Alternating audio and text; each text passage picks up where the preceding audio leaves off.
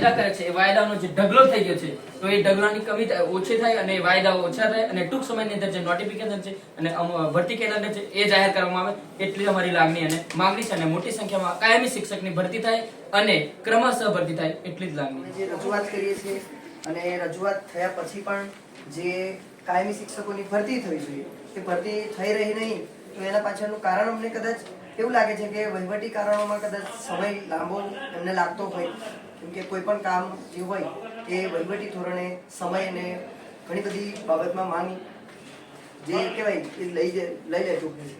પરંતુ અમારી એક જ માંગ છે કે જલ્દી ભરતી. આજે શું માંગોને લઈને તમે અહીંયા કલેક્ટરને આવેદનપત્ર આપવાના છો? કાયમી શિક્ષકની ભરતી.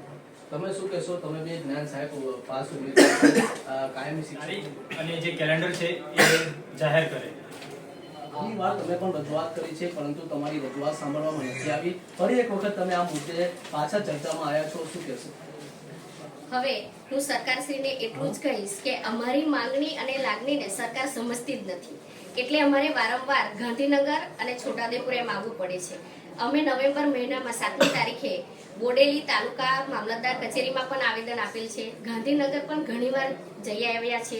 ગાંધીનગરમાં રાવ સાહેબ જોડે પણ અમે વાત કરી છે, તો રાવ સાહેબ એવું કીધું હતું કે ટૂંક સમયમાં અમે કાયમી ભરતી કરીશું, પણ કાયમી ભરતીનો કોઈ જ મેસેજ સંદેશ નહીં અત્યાર સુધીમાં. એટલે અમારી પાસે આજે છોટાઉદેપુર જિલ્લામાં કલેક્ટર સાહેબને આવેદન આપવા આવવું પડ્યું. અને બીજું કે અમારી આટલી બધી મહેનત છે તો અમારી લાગણીને સરકાર કેમ નહીં સમજે?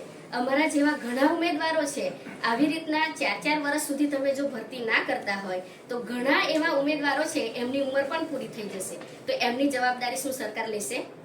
કારણ કે ઉમેદવારો તો વધ્યા જ કરવાના દર વર્ષે. ટેટ ટાટની એક્ઝામ તો લે છે. જો ટેટ ટાટની એક્ઝામનું આયોજન સરકાર કરતી હોય તો કાયમી મોટા પાયે ભરતી કરવાનું આયોજન કેમ નહીં?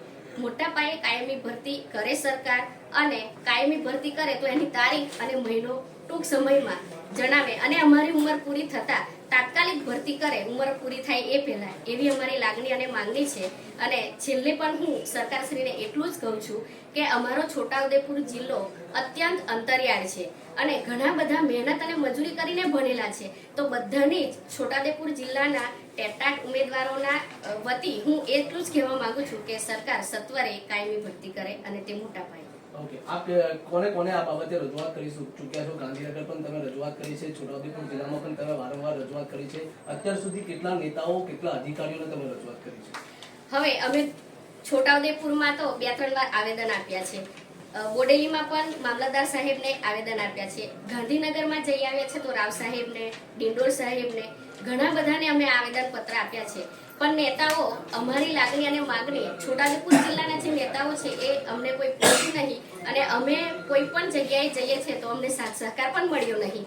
પણ હવે પછી નેતાઓને પણ મારે એટલું જ કહેવું કે છોટાઉદેપુર જિલ્લા વતી ઉમેદવારોની લાગણી અને માંગણીને સમજીને અમને સપોર્ટ કરે અને આવી રીતના ગાંધીનગરમાં પણ અમે જઈ આવ્યા છે, છોટાઉદેપુરમાં પણ 2-3 વાર આવેદન આપ્યા છે, બોડેલીમાં પણ મામલતદાર કચેરીમાં પણ અમે આવેદન આપી દીધું. તમારી માંગણી સ્વીકારવામાં નહીં આવે તો આગળની રણનીતિ તમારી કેવી રહેશે? અમારી માંગણી જો સ્વીકારવામાં નહીં આવે તો આગળ અમે રસ્તા રોકો આંદોલન પણ કરીશું અને હિંસક આંદોલન કરવા પણ અમે છોટાઉદેપુર જિલ્લા વતી બધા જ ઉમેદવારો તૈયાર છીએ. તો આ હતા જ્ઞાન સાહેબ, ઉમેદવાર જે પાસ છે. તેઓ આજે કલેક્ટર કચેરી ખાતે કલેક્ટરને આવેદનપત્ર આપવામાં આવ્યા છે. તેઓ જણાવી રહ્યા છે કે સરકાર જે તેઓની માંગણી છે તે વહેલી તકે સ્વીકારે તેવી માંગ કરી રહ્યા છે. Rihan Patel, vibes of India news, Chhota Udaipur. Okay, બરાબર.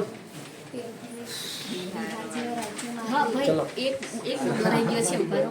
અમારી કાયમી શિક્ષકોની ભરતી થાય અને મોટા પ્રમાણમાં ભરતી થાય એ જ સર અમારી માંગણી છે અને અમારી લાગણી અને માંગણીને તમે પણ થોડું યોગ્ય જગ્યાએ મોકલી આપો. Thank you sir. અમારે જોઈએ કાયમી શિક્ષક, વાલીઓને જોઈએ કાયમી શિક્ષક, કાયમી શિક્ષકની ભરતી કરો.